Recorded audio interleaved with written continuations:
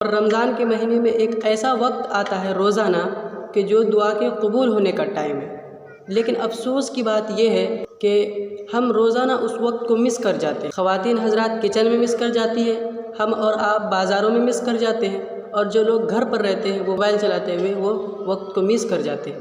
رسول اللہ صلی اللہ علیہ وسلم نے اس وقت کے بارے میں کہا ہے کہ وہ وقت جو ہے دعا کے قبول ہونے کا ٹائم ہے۔ ہونا تو ہمیں یہ چاہیے تھا اس ٹائم اللہ سے اپنی ضرورتوں کو مانگتے، اللہ کے سامنے اپنی پرابلمز کو رکھتے اور ان پرابلمز کا سولوشن اللہ سے ہم مانگتے، لیکن افسوس کی بات ہے کہ ہم روزانہ اس وقت کو مس کر جاتے ہیں۔ کیا آپ کو پتہ ہے وہ ٹائم کون سا ہے؟ میں آپ کو حدیث پڑھ کر سناتا ہوں۔ حضور صلی اللہ علیہ وسلم نے ارشاد فرمایا کہ 3 شخص ایسے ہیں جس کی دعائیں رد نہیں کی جاتی۔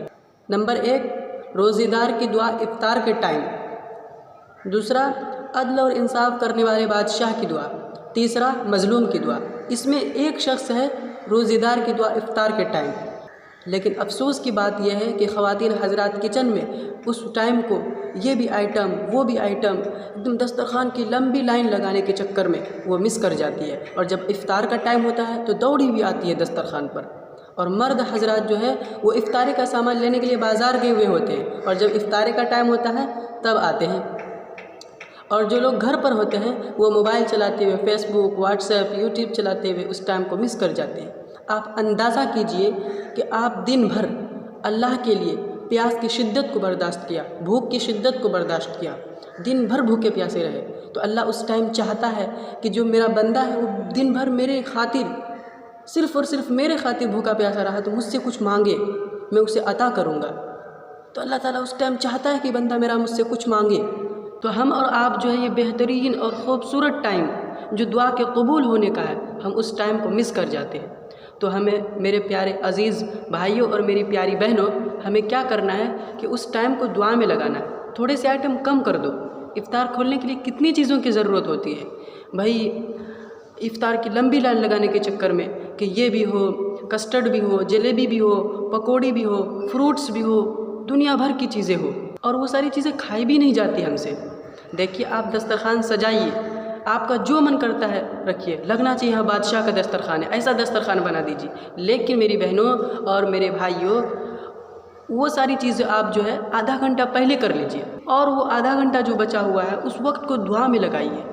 اپنے پرابلمز کو، اپنے پریشانیوں کو اللہ کے سامنے ظاہر کر کے اس پرابلمز کا سولوشن اللہ سے مانگیے، اور اپنے بچوں کو بھی کہیے بیٹا ہاتھ اٹھا اور اللہ سے مانگ، اور آپ کے فیملی میں جتنے بھی لوگ ہیں سب کو جمع کر کے ایک دم اللہ سے خوب لو لگا کر کے۔ بھکاری کو آپ نے دیکھا ہے وہ کیسے مانگتا ہے؟ اس طریقے سے مانگتا ہے کہ بھائی مطلب اپنی پریشانی کو اس طریقے سے ظاہر کرتا ہے کہ میں مجبور ہوں، میں پریشان ہوں، میں غریب ہوں، لوگوں کو پٹانے کی کوشش کرتا ہے، اور لوگ اس کو دینے پر مجبور ہو جاتے ہیں۔ تو اللہ سے ہمیں اسی طریقے سے لو لگا کے مانگنا ہے کہ اللہ بھی ہم پر ترس کھا جائے، رحم کھا جائے، اللہ کو ہم پر پیار آ جائے۔ ایک دوسری حدیث میں حضور نے ارشاد فرمایا کہ جب روزے دار افطار کے ٹائم افطار کے انتظار میں بیٹھتا ہے تو اس وقت اللہ تعالیٰ دعائیں کو قبول کرتا ہے۔ تو جب آپ دعا مانگے تو یہ واسطہ دے کر اللہ سے مانگے، اے اللہ تیرے حبیب نے کہا ہے اس وقت دعائیں قبول ہوتی ہے، اے اللہ ہم نے ہاتھ پھیلا لیا ہے، اے اللہ ہم تیرے سامنے اللہ ہاتھ پھیلا ہوئے ہیں، ہماری دعاؤں کو قبول کر لے۔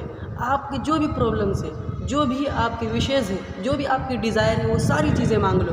اگر رشتے نہیں آ رہے تو رشتے کی دعائیں مانگو، اگر پیسے نہیں آ رہے تو پیسے کی دعائیں مانگو، اگر آپ بیمار ہو، کوئی بیمار ہے تو اسے شفا کی دعا مانگو۔ تو آپ کو دنیا کی جو بھی چیزیں مانگنی ہے وہ ساری چیزیں مانگ لو۔ تو آج سے آپ جو یہ وقت کو مس نہ کریں، جو افطار کی دعا کی قبولیت کا ٹائم ہے، اس وقت کو مس نہ کریں۔ تو مجھے امید ہے کہ آج سے آپ لوگ اس وقت کو مس نہ کریں گے۔ السلام علیکم ورحمۃ اللہ وبرکاتہ۔